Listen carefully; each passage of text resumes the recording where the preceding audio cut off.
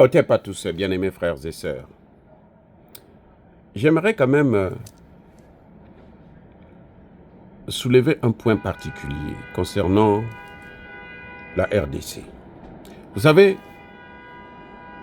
je critique beaucoup l'armée congolaise parce qu'elle ne fout rien, justement, parce qu'elle est défaillante, parce qu'elle est incapable de régler les problèmes. Mais je suis conscient que l'armée congolaise est une armée capable.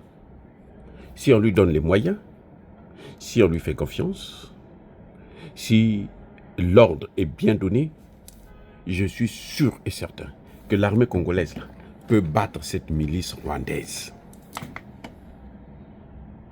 Les amis, les militaires congolais, s'il y a un peu plus d'organisation, un peu plus de maîtrise de la part du président Tshisekedi, cette armée-là, en une semaine, elle peut marcher dans Kigali et prendre le bourreau de Kigali là et le foutre hors état de nuire. Vous comprenez? L'armée congolaise, elle n'arrive pas à jouer son rôle convenablement parce que, il y a une direction, il y a des ordres qui sont mal donnés et il y a trop de traîtres. Maintenant, les militaires ne font que trahir. Depuis au moins 3 ans, les militaires ne font que trahir. Vous avez vu tous les territoires que la milice rwandaise est en train de prendre sous le drapeau du M23. Ce sont des territoires qui ont été, si vous voulez, sacrifiés par des Rwandais qui sont dans l'armée congolaise et des Congolais complices des Rwandais. C'est à cause de ça que vous voyez cette situation-là perdure. Alors, maintenant tout le monde se plaint. La trahison, la trahison, la trahison. La même trahison à Uvira. À Uvira. 2 officiers congolais, ou rwandais, en tout cas 2 officiers de FARDC, Malalès et Kambele, c'est leur sobriquet, ils sont d'ailleurs en fuite actuellement, ont trahi Katogota. C'est une localité dans Uvira. 2 ont trahi. Dieu merci que les Wazalendo ne se sont pas laissés faire et ils ont récupéré cette localité et ils contrôlent la localité. De même que l'attaque qui a eu lieu à Kamanyola a échoué. Les Wazalendo ont repris. Ça, ce sont les Wazalendo. Ce ne sont pas des militaires professionnels. Ce sont des civils qui ont pris des armes pour défendre la patrie. Bon, imaginez-vous que c'était les militaires qui se disaient que, bon, nous, on va les affronter. Vous croyez que l'armée rwandaise la pouvait tenir aussi longtemps que ça, garder ses positions, même s'ils sont soutenus par Macron ou par les États-Unis d'Amérique? Non, c'est pas possible, les amis. Vous voyez? Maintenant, ces trahisons-là, il y a un problème avec le président Tshisekedi lui-même.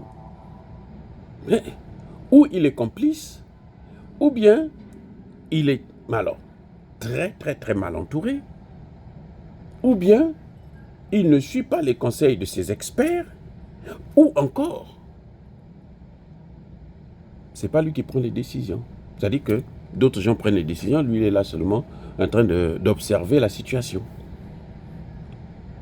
Laisser les événements se faire. Parce que le problème de la trahison ne peut pas être résolu si on ne prend pas des dispositions pour arrêter ça.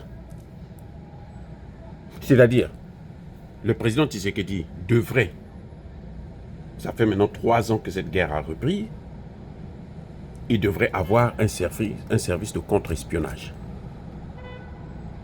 qui devrait espionner tous ces officiers de merde là, tous ces généraux à la con. Et c'est colonels, commandants et autres qui sont sur le front. Ceux qui sont à Kinshasa, qui donnent des ordres. Ils devraient, quitte à ce qu'on les mette tous sur écoute, mais ça coûte quoi? On les met tous sur écoute. Et c'est lui-même qui doit prendre les commandes de l'armée. Ce n'est pas délégué, non, parce que lui, il est colonel, parce qu'il est général, donc c'est lui qui doit prendre des décisions. Non, c'est pas parce qu'on est général qu'on peut prendre une décision stratégique bonne. Et oui, la preuve, c'est qu'il a tout mis dans les mains de ses officiers. Regardez, ça échoue. C'est un échec puissant. Tout le monde compte sur les États-Unis, alors que les États-Unis ne sont pas... Ce sont les États-Unis qui ont mené cette guerre-là. Cette guerre-là, c'est la guerre des Américains et des Européens. C'est pas venu comme ça du ciel. Kagame n'est pas une retombée de la dernière pluie, n'est pas sorti de la cuisse de Jupiter. C'est quelqu'un qui a été formé aux États-Unis et en Europe. On lui a donné des armes, de l'argent et tout pour faire ce qu'il est en train de faire. Donc le président ne peut pas continuer, les gens ne peuvent pas continuer toujours à se plaindre. Non, la trahison, la trahison. Et puis on ne voit rien qui se fait sur la trahison.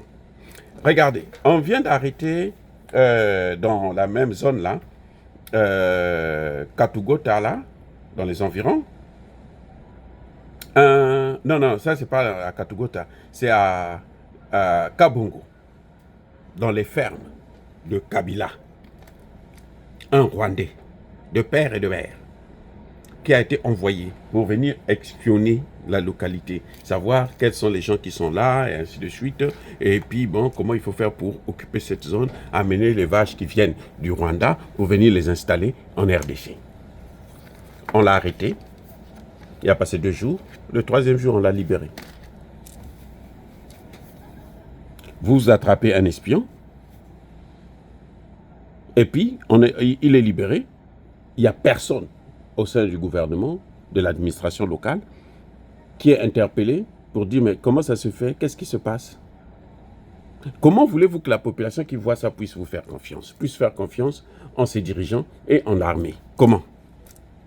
Si vous ne faites que faire des choses contraires à ce que eux ils veulent, vous ne faites que faire des choses qui mettent en sécurité leur vie et leurs biens.